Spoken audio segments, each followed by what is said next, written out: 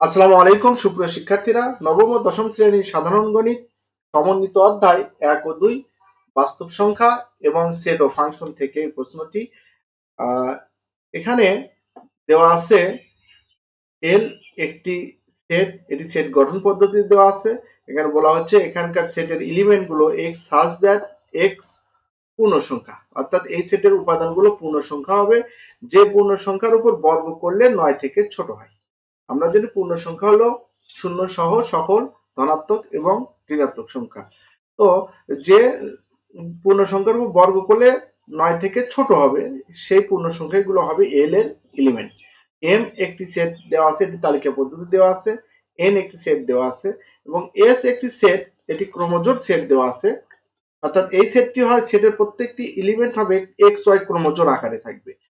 তো এই ক্রমজোড়ের এক্স গুলো এক্স বিলংস টু এল, অর্থাৎ এক্স থাকবে এল এর মধ্যে, ওয়াই বিলংস টু এল এবং ওয়াইও থাকবে এল এর মধ্যে। শর্ত হচ্ছে এক্স থেকে ওয়াই মাইনাস করলে যেন 1 হয়।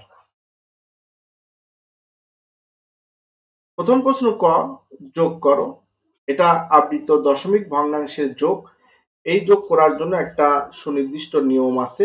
তার নিয়ম হলো, আমরা দেখি এখানে যোগটা কি আছে, 7.05 এর উপর পৌনঃপুনিক আছে, প্লাস 3.27 পৌনঃপুনিক আছে এবং 3 এর উপর পৌনঃপুনিক আছে।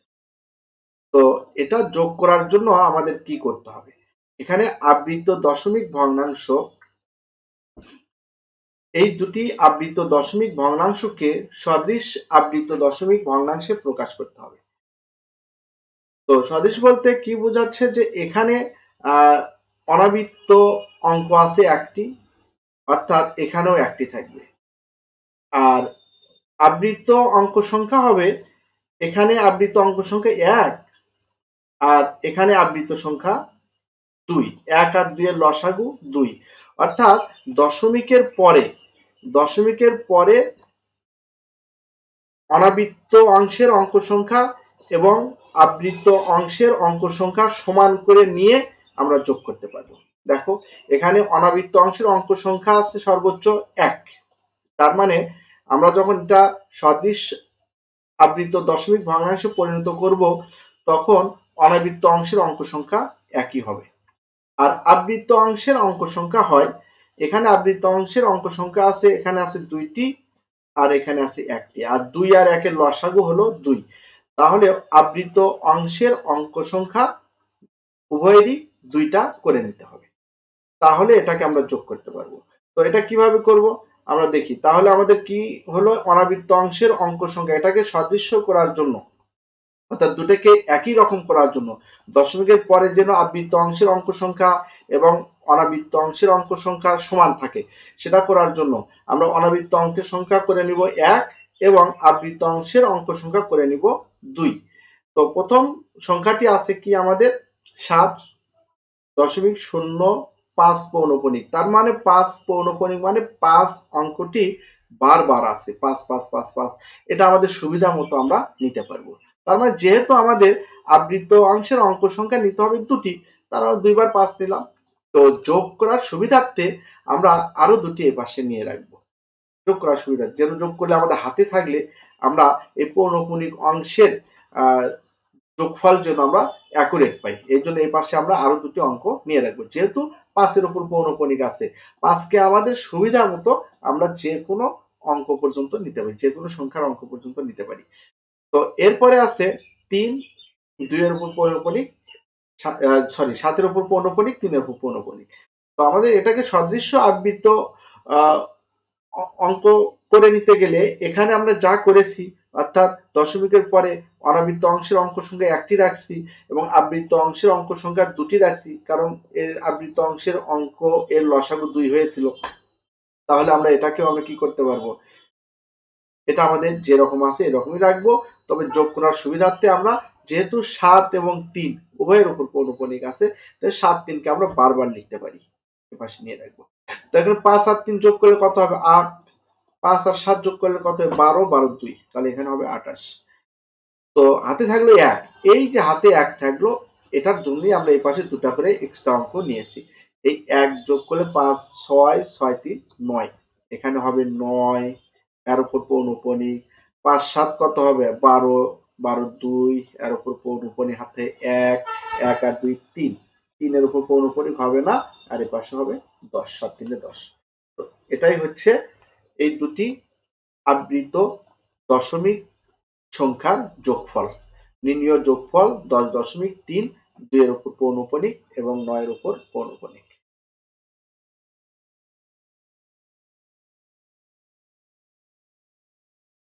এরপরের প্রশ্নটি হলো, প্রমাণ করো যে m ইউনিয়ন n, এটা হবে m বাদ n ইউনিয়ন n বাদ m union m intersection n এর সমান। তো সেজন্য আমাদের m n আমাদের সেট এগুলো তালিকা পদ্ধতিতে দেওয়া আছে, তো আমরা এগুলো আগে নির্ণয় করে নিব। এই অঙ্ক করার জন্য আমাদের যেগুলো দরকার m ইউনিয়ন n, m বাদ n, n বাদ m, m ইন্টারসেকশন n, এগুলো আলাদা করে নির্ণয় করে নিয়ে আমরা বাম পক্ষ ডান পক্ষ করব। তো বাম পক্ষ আমাদের একটাই আছে, তো আমরা ডান পক্ষে যেগুলো আছে m বাদ n, n বাদ m, m ইন্টারসেকশন n, এগুলো আগে আমরা নির্ণয় করে নিব। তো এখানে m ও n এর মান দেয়া আছে, m বাদ n এটা হচ্ছে m থেকে n এর উপাদানগুলো বাদ, এবং n এর উপাদানগুলোর সাথে যেগুলো আমাদের কমন আছে সেগুলো বাদ। 0 কমন আছে 0 বাদ, 2 কমন আছে 2 বাদ, শুধু থাকবে কি -2, অর্থাৎ দ্বিতীয় সেটের সব সদস্যই বাদ, এবং দ্বিতীয় সেটের সাথে প্রথম সেটের যেগুলো আমাদের কমন আছে সেগুলো বাদ, থাকবে -2। n বাদ m এটাও তাই, দ্বিতীয় সেট এখানে m এর উপাদানগুলো সব বাদ, এবং m এর সাথে n এর যেটা আমাদের কমন আছে এটাও বাদ, তাহলে এখানে কমন আছে 0, এটা বাদ যাবে, 2 কমন আছে এটাও বাদ যাবে, থাকবে শুধু 1। m ইন্টারসেকশন n, m ও n এর মধ্যে সাধারণ বা কমন উপাদান নিয়ে গঠিত সেট m ইন্টারসেকশন n, এর মধ্যে আমাদের কমন আছে 0 আছে আর 2 আছে, তার 0 আর 2 নিয়ে গঠিত হবে এই সেটটি।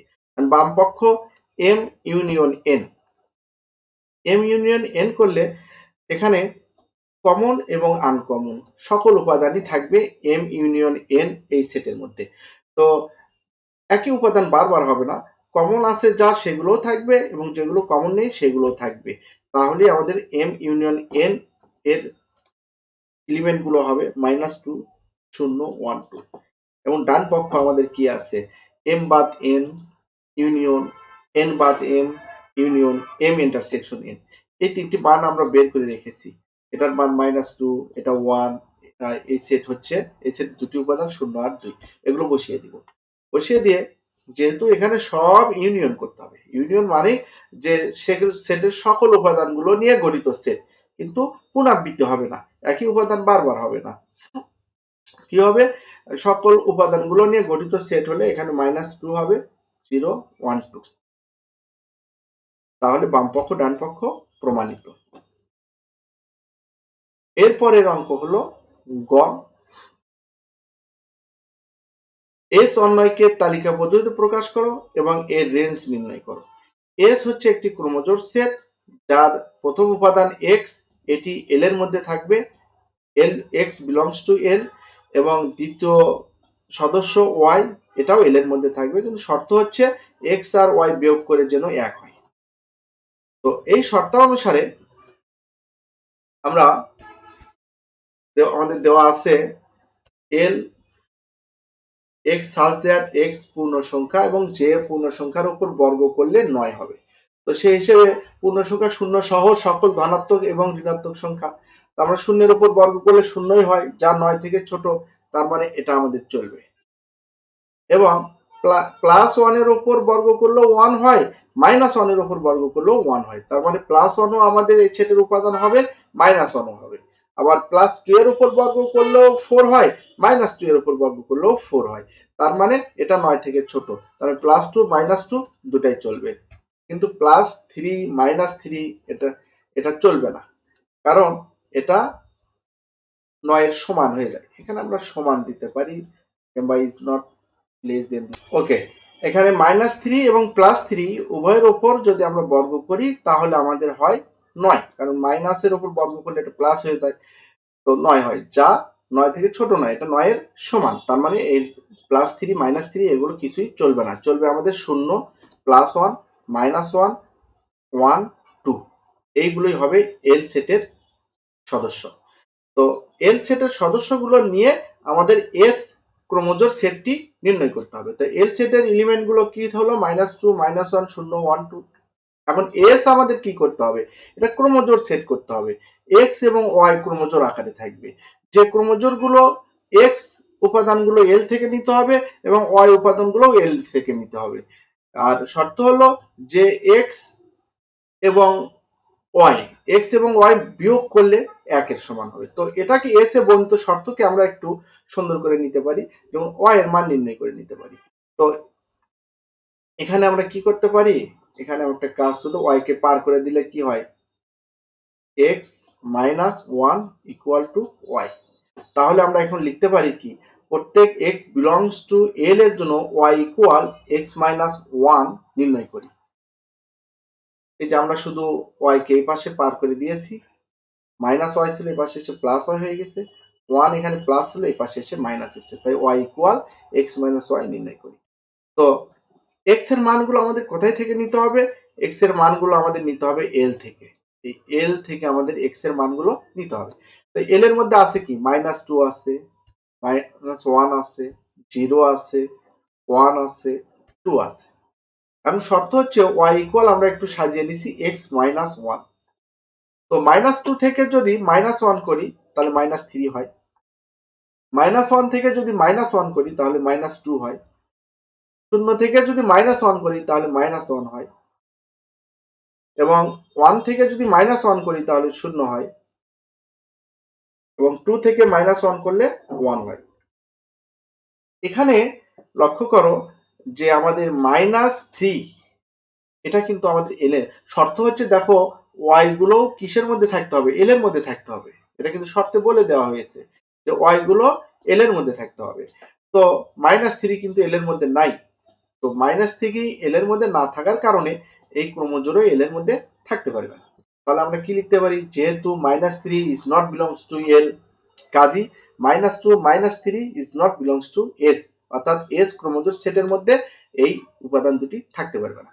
তাহলে থাকবে কি, বাকি সবাই হবে এই দুটা নিয়ে একটা ক্রোমোজোর, এই দুটা নিয়ে একটা ক্রোমোজোর, এই দুটা নিয়ে একটা ক্রোমোজোর, এই দুটা নিয়ে একটা ক্রোমোজোর। এটা হচ্ছে এস সেট, ক্রোমোজোর সেট এর রেঞ্জ। তো ক্রোমোজোর সেটের প্রথম সদস্যগুলোকে বলা হয় ডোমেন, আর দ্বিতীয় সদস্যগুলোকে বলা হয় রেঞ্জ। তাহলে এটা একটা রেঞ্জ, এটা একটা রেঞ্জ, এটা একটা রেঞ্জ, এটা একটা রেঞ্জ। তাহলে রেঞ্জ কি হবে, -2 -1 0 1 2।